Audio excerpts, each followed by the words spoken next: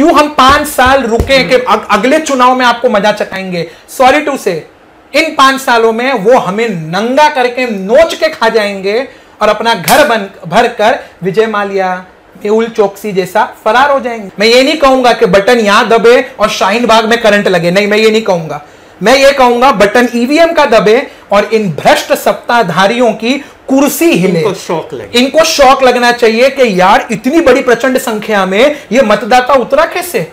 वो नगर सेवक है ना, सेवक का मीनिंग क्या होता है? सेवा करने वाला। डू यू थिंक सो कि हमें हमारे नगर सेवक, एमएलए या what ever this elected representative, उनके पास जाके हाथ जोड़ के हमारी समस्या का हल ढूंढने की कोशिश बार बार कर, मतलब कि एक बार गया प्लीज कर दो, दूसरी बार गया प्लीज कर दो, एक समस्या को मैं 3 से 4 बार जाके बोल रहा हूं मेरे नगर सेवक या एमएलए या वट एवर, कोई भी जो इलेक्टेड रिप्रेजेंटेटिव है, ऐसा क्या मुझे ऐसा करना चाहिए कि प्लीज कर दो, प्लीज कर दो? मैं थोड़ा सा इसको आपको बैकग्राउंड देता हूं ताकि क्या होगा ना, जो हमारे व्यूवर्स हैं और जो हमें हकीकत में सुन रहे हो और समझना चाहते हैं ना, उनको समझ में आएगा। आप किसी भी नगर सेवक की ना लिस्ट निकाल लो, ADR, association for democratic reforms, ये एक बहुत बड़ी संस्था है जो ग्राम पंचायत से लेकर लोकसभा तक के सारे चुनावों को कवर करती है। नंबर 1, इसके अंदर जो चुनावी हलफनामे दायर होते हैं ना, जिसको हम लोग एफिडेविट बोलते हैं, वो सारे एफिडेविट का एक एक छोटा छोटा ब्यौरा उसमें आपको बाइफर्केट करके मिलेगा। मैं आपको 5 बेसिक मुद्दे बताता हूं। ये कम पढ़े लिखे, अल्प शिक्षित हमारे नेता, हमारे इलेक्टेड रिप्रेजेंटेटिव आगे चलकर हमारे बच्चों की एजुकेशन पॉलिसी बनाते हैं। ये कम पढ़े लिखे नेता स्कूल, कॉलेजेस, हॉस्टल्स, लाइब्रेरीज खोलकर उस पे पैसे का एक साम्राज्य खड़ा करते हैं। नेक्स्ट, इनकी कोई जवाबदेही नहीं है, अकाउंटेबिलिटी नहीं है। इनके एसेट्स और इनकी लायबिलिटी, इनके क्रिमिनल केसेस और इन पे होने वाले, क्योंकि सब पे क्रिमिनल केसेस हैं, कितनों पे सीरियस चार्ज चालू है, सीरियस यानी जिसमें जेल हो सकती है, like murder and rape too, सब कुछ, आई विल टेल यू, सब कुछ, मर्डर एंड रेप, सब कुछ। लेकिन कोई केस 12 साल खींचता है, कोई केस 15 साल खींचता है, और फिर मुझे एंड में थक हार कर यह मन बना लेना पड़ता है कि ये सब एक जैसे हैं और इसीलिए चुनाव में वोट कम पड़ते हैं। 2019 के लोकसभा इलेक्शन की मैं बात करूंगा। करेक्ट। यूपी का एक वो अभी सांसद है, ठीक है, ऑफ कोर्स, सुनो, he was a rape accused, वो अपने प्रचार में नहीं आया, ठीक है, बट फिर भी जनता ने उसको वोट देके जिताया। ऐसा कैसे हो सकता है? अब मैं आपको एक सिंपल सा लॉजिक देता हूं, मैं आपको एक सिंपल सा गणित बताता हूं। मैं टीचर हूं तो मैं आपको टीचर के माध्यम से समझाता हूं। जब आप 10 मार्क की एग्जाम्स देते हो ना बेटा, तो आपको 4 मार्क पासिंग के लिए चाहिए होता है। कितना? 4। 10 में से 4 मार्क आना कोई बड़ी बात है क्या? नहीं। अब इसी को आप 100 मार्क की एग्जाम कर दो तो कितने हो जाएंगे? 40 मार्क। 40 मार्क लाना मुश्किल है, करेक्ट? मेरे कहने का मतलब क्या है, जब जनता प्रचंड संख्या में, जितने भी इलेक्टोरल्स हैं जो इनके नाम रजिस्टर्ड है वोटर लिस्ट में, अगर वो सब लाइन में खड़े हो जाए जैसे नोटबंदी के टाइम पे हुए थे और अपना वोट दे दे के ईवीएम मशीन का बटन दबा दबा कर, मैं ये नहीं कहूंगा कि बटन यहां दबे और शाहीन बाग में करंट लगे, नहीं, मैं ये नहीं कहूंगा। मैं ये कहूंगा बटन ईवीएम का दबे और इन भ्रष्ट सत्ताधारियों की कुर्सी हिले। इनको शौक लगना चाहिए कि यार इतनी बड़ी प्रचंड संख्या में ये मतदाता उतरा कैसे। और मैं आपको सच्ची में फैक्ट बताता हूं सैफ, हम लोग कहते हैं मेजॉरिटी विंस, ठीक है ना? पॉलिटिक्स में ये काम ही नहीं होता है, पॉलिटिक्स में काम नहीं होता है। मैं आपको मीरा भाईंदर की बात बताना चाहूंगा। इधर की पॉपुलेशन करीब 15 से 20 लाख है। 15 लाख आराम से। यहाँ वोटिंग मैं बोलूं 50% लोग ने भी वोटिंग नहीं की। I tell you 47%। अभी 2019 का विधानसभा का चुनाव गया है, 47% वोटेड और 15 लाख के 15 लाख मतलब रजिस्टर्ड वोटर्स भी नहीं। एंड सेकेंडली मैं आपको सबसे बड़ा जोक सुनाता हूं, जोक देखना। ये शहर की आबादी आप और हम कितना गिनाते हैं? 15 लाख। यानी इन 15 लाख लोगों में से 79,525 लोगों ने एक इंडिपेंडेंट कैंडिडेट को चुना और वो इंडिपेंडेंट कैंडिडेट आज इस 15 लाख की आबादी का विधायक है। मतलब कितना बड़ा हंसने जैसा संयोग है। लेकिन कहीं ना कहीं जनता ही रिस्पॉन्सिबल है। अरे मैं वही कह रहा हूं सैफ, देखो जनता इसलिए रिस्पॉन्सिबल है क्योंकि उनके पास कोई विकल्प नहीं है। अगर आज आपके दरवाजे पर मैं मदद मांगू और आप मेरे पे मुंह पे दरवाजा मार दो तो मैं दूसरे दरवाजे के वहां जाऊंगा, लेकिन अगर सभी दरवाजे बंद हो जाए मेरे लिए तो मैं हताश और निराश होकर मेरे घर में बैठा रहूंगा। आज मेरे अंदर ये फ्रस्ट्रेशन है, मेरे अंदर ये गुस्सा है, नो डाउट ये एक इंटरव्यू है खाली हमारा और आपका, लेकिन इस फ्रस्ट्रेशन को हम इलेक्शन तक के लिए क्यों रुके? क्यों रुके? ये कोई ट्रेन का रिजर्वेशन है कि भाई मेरा नंबर लगेगा तो? अरे हम लोग तो इंतजार करते हैं, कितने लोग तो आरएसी कंफर्म हो जाएगी इसके लिए भी स्टेशन पहुंच जाते हैं अपना बोरिया बिस्तर लेकर।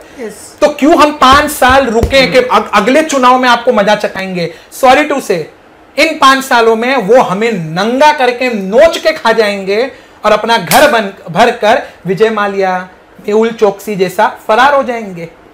नीरव मोदी, अरे कितने भी नाम ले लो, कितने भी नाम ले लो। सवाल पूछो कि जो निधि आती है, बहुत सारी फंड्स आते हैं। देखो हम इसी बात पे तो अपन ही नहीं। हाँ, मैं उसी बात पे आपको आता हूं। अब नगर सेवक का जो चुनाव होता है वो नगर सेवक है ना। सेवक का मीनिंग क्या होता है? सेवा करने वाला। आपने और मैंने एक साथ बोला ना, मैंने आपको बताया ना मेरे को बताया, ठीक? हाँ, अगर वो सेवक है तो वो करोड़पति कैसे है? वो करोड़ों रुपए के साम्राज्य का मालिक कैसे है? नगर सेवक को उसकी सैलरी मिलती है, चलो 10,000 रुपया मिलती है, मैं मानता हूं बहुत कम है, मजाक बन गया है, मैं मानता हूं बहुत कम है 10,000 रुपया सैलरी, लेकिन आपके टेलीफोन के बिल, आपके ट्रैवल्स बिल, आपके मेडिकल बिल्स, वो सब महानगर पालिका उठाती है, यानी कि मैं टैक्स पेयर उठाता हूं। नगर विकास निधि के नाम पर आपको विकास निधि मिलती है, उसका क्या कोई अता पता नहीं।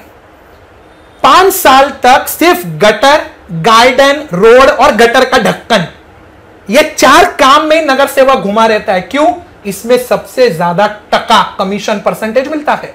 रोड तो हर साल रोड किधर है? रोड आज की तारीख में आवारा कुत्तों ने सड़कों पे आतंक मचा रखा है, आप किधर भी चले जाओ।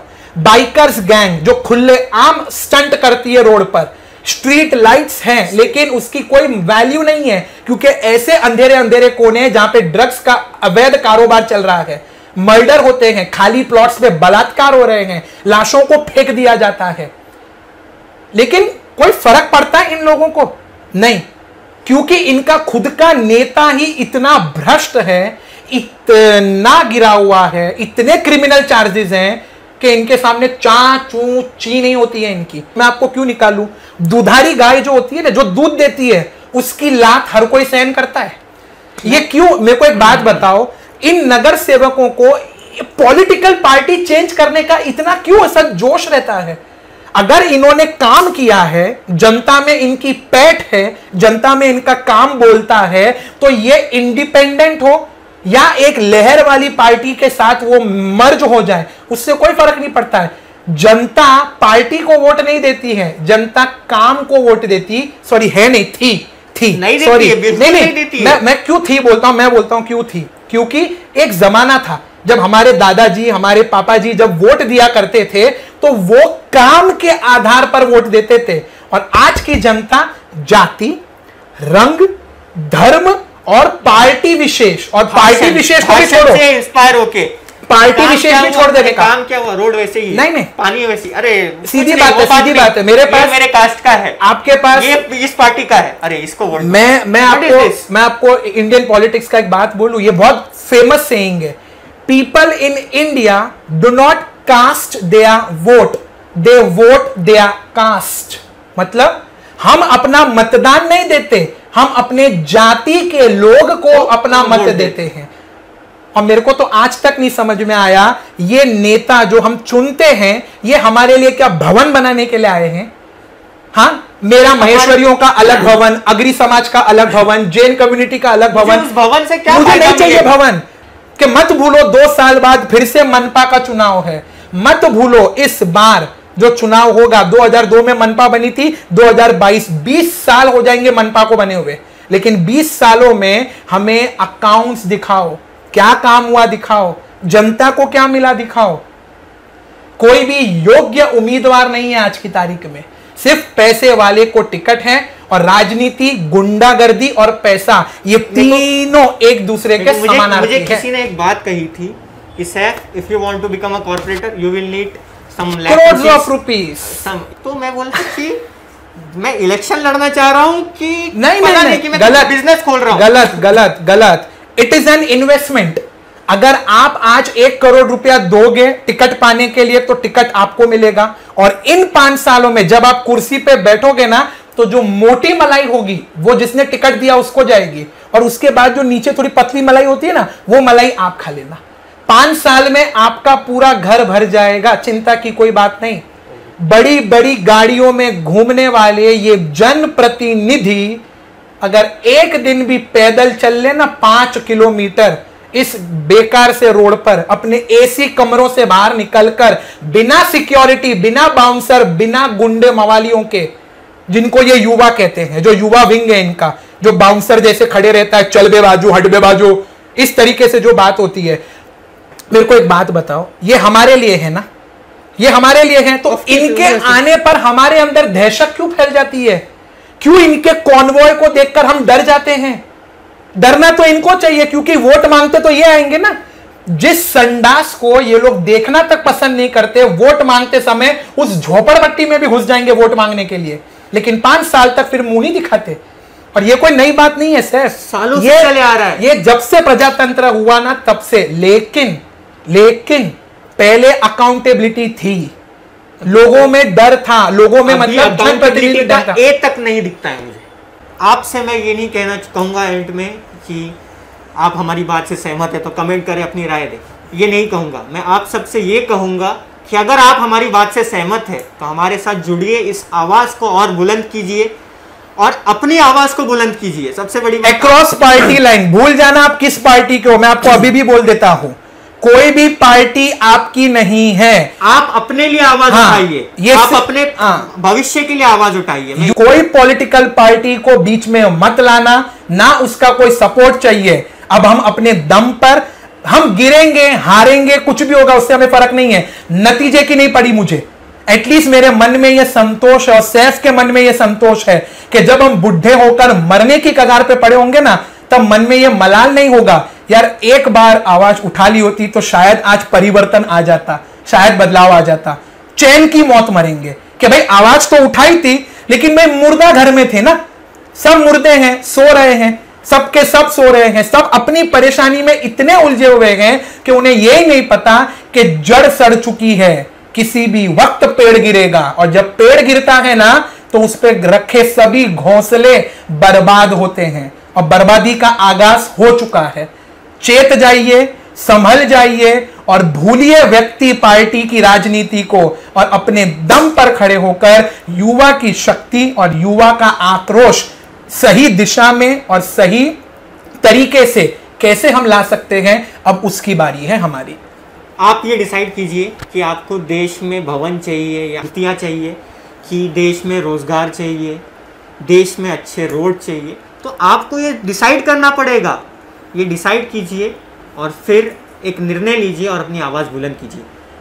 ये वीडियो देखने के लिए बहुत बहुत शुक्रिया, सिटी हेडलाइंस न्यूज़ देखने के लिए बहुत बहुत शुक्रिया, और आपको भी बहुत बहुत शुक्रिया कि आपने अपने विचार शेयर किए। Thank you. मैं कहता हूँ ना थैंक यू कि भाई इतना बड़ा प्लेटफॉर्म मुझे मिला, और एक युवा होते हुए एक युवा पत्रकार ने मेरा इंटरव्यू लिया, और हम दोनों के विचार इतने अच्छे से मेल खाते गए। इसी से आप समझ जाना कि हिंदू और मुसलमान अलग नहीं हैं, कोई अलग नहीं है, हमें बांटने वाले ये राजनीति वाले हैं। मेरे भी वही विचार हैं, सैफ के भी वही विचार हैं। नाम और जाति को भूलकर, रंग और पार्टी को भूलकर एक हो जाइए और युवा शक्ति का आगाज करिए। बहुत बहुत धन्यवाद।